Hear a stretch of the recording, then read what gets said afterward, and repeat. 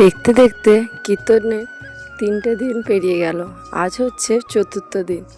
তো আজ কুঞ্জভঙ্গ। রেডি হয়ে সকাল সকাল চলে এসেছি। সকাল নয়, আসলে কীর্তন আরম্ভ হয়েছে প্রায় 10টার দিকে, আর আমরা এসেছি 11টা সাড়ে 11টা হবে।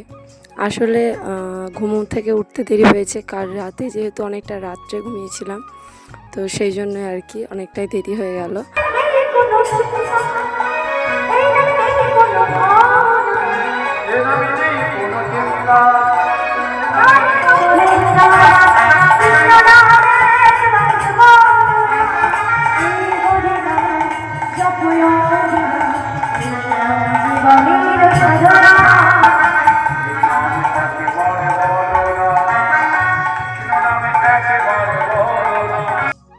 এই 4টে দিনের জন্য সারা বছর অপেক্ষা করে থাকি, তবে আমার থেকেও বেশি অপেক্ষা করে আর কি আমার বাবা ভাই এরা।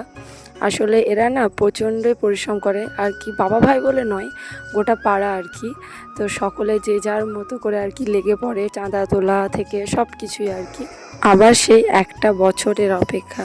এখন ভজন গাইছে, তো কুঞ্জভঙ্গের পর তো ভজন গাইবেই সকলের আনন্দের জন্য। তো ভজনের পর তারপর সকলকে প্রসাদ দেওয়া হবে।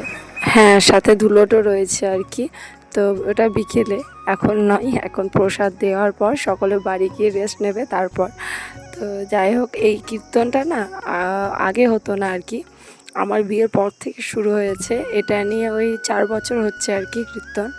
তো বেশ ভালো লাগে, পাড়াতে কোনো অনুষ্ঠান হলে আর কি সকলেরই ভালো লাগে, বা বাবার বাড়ি যাওয়া হয় আর কি, যে হ্যাঁ কীর্তন রয়েছে যাব। তো সকলেই প্রসাদের জন্য বসে পড়েছে, আর আমরা বসিনি, আমরা কিছুক্ষণ বসে কীর্তন করছিলাম আর কি। তা নয়, আসলে সকলের তো বসা হবে না একসাথে, তাই একটু আমরা ওপরেই বসলাম আর কি। সকলে প্রসাদ খাওয়া হওয়ার পর তারপরে আমরা খেয়ে এখন খাচ্ছি আইসক্রিম খেয়ে কিছুক্ষণ আড্ডা দিতে না দিতে বাবা বলল যে এবার ধুলোটের দল নামবে আর কি। তো সেই জন্য বাড়ি চলে গেছিলাম। বাড়ি গিয়ে আগে শাড়িটাকে চেঞ্জ করেছি, যেহেতু ধুলোটে আবির তো থাকবেই, আর তাছাড়া ওই গরমে না শাড়ি পরে বেশিক্ষণ থাকতেও ইচ্ছে হয় না। তো তারপর শাড়িটাই চেঞ্জ করে এখন চলে এসেছি ধুলোট দেখতে।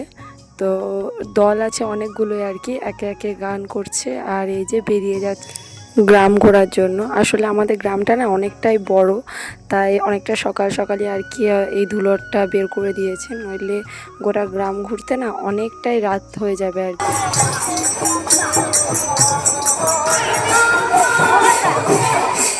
ভালোই আসছে।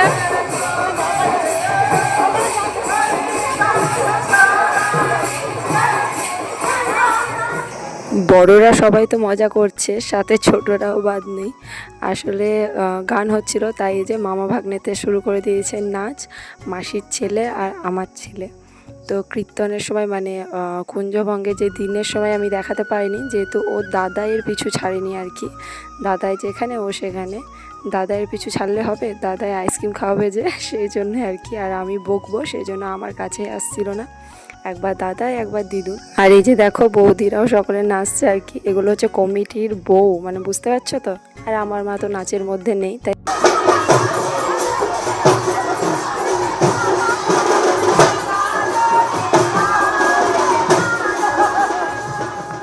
কাল না সকালে উঠেই বাড়ি যাব, গিয়ে স্কুল করব আর কি। তো আমার অবস্থা এমন আর কি, রাত্রে স্নান না করলে হবে না, আবার স্নান করলেও ঠান্ডা লেগে যাবে। এই ভূতের ছাসে যে এখন যেতে হবে, কিছু করার নেই আর কি। তো এই যে একে একে দল বেরিয়ে যাচ্ছে, তো চলো, মোটামুটি সমস্ত দলই শেষ। আর ওই যে আমার বাবাও নাচছে, এতদিন ধরে কষ্ট করে ঘোরাঘুরি করেছে, একটু তো নাচতে হবে, তাই যে কমিটির দাদারা সকলেই নাচছে, সাথে বাবাও বাদ দেয়নি। আর হ্যাঁ, আমার বাবাও না আমার মতোই নাচতে ভালোবাসে। সরি, ভুল বললাম, আমি আমার বাবার মতো আর কি। তো সেই জন্য হয়তো বাবার মতোই হয়েছি। তো যাই হোক, চলো ভিডিওটা এই অবধি, আজকের মতো টাটা। আর হ্যাঁ, ভিডিওটা যদি ভালো লাগে তাহলে প্লিজ লাইক কমেন্ট শেয়ার করো।